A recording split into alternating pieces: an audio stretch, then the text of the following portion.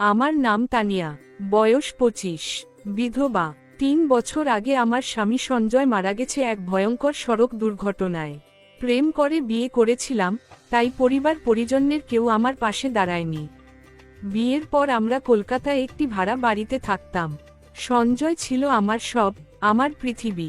কিন্তু সে চলে যাওয়ার পর আমার পৃথিবীটা যেন ভেঙে চুরমার হয়ে যায়। প্রথম দিকে স্বামীর রেখে যাওয়া সামান্য টাকায় চলছিল আমার সংসার, কিন্তু ধীরে ধীরে টাকার অভাব আমাকে পেয়ে বসে। বেঁচে থাকার জন্য এক কোম্পানিতে রান্নার কাজ নিই। ভাড়ার টাকা মেটানো আমার পক্ষে ক্রমশ কঠিন হয়ে উঠতে থাকে। আমাদের বাড়িওয়ালা মহাশয় শুরু থেকেই আমার দিকে অদ্ভুত দৃষ্টিতে তাকাতেন।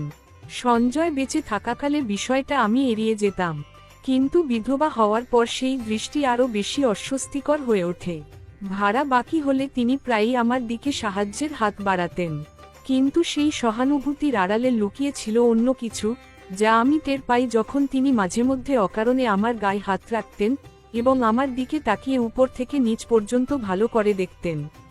তার স্ত্রী বরাবরই আমাকে সন্দেহ করতেন। টাকা বাকি পড়লে তিনি গালিগালাজ করতেন, আর স্বামী যদি আমাকে রক্ষা করতেন তবে বলতেন, এই মেয়ে তোকে ফাঁসাচ্ছে, এর সাথে তোর নিশ্চয় কোনো সম্পর্ক আছে।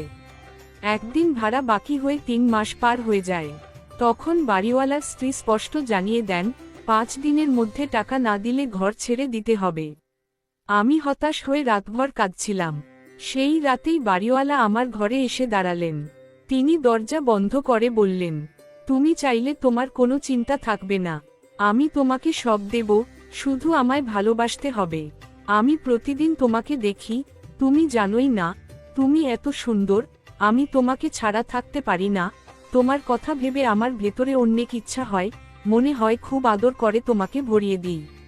তিনি হঠাৎ আমার হাত ধরে কাছে টেনে নিলেন। তার শরীরের উষ্ণতা, নিঃশ্বাস আমাকে ঘৃণায় ভরিয়ে তুলেছিল। আমি তাকে ধাক্কা দিয়ে বের করে দিলাম, কিন্তু মনের গভীরে আমি জানতাম, আমি দুর্বল হয়ে পড়ছি। আমি একজন যুবতী, আমার শরীরের চাহিদা আছে, তাছাড়া অনেক দিন স্বামীর ভালোবাসা থেকে বঞ্চিত।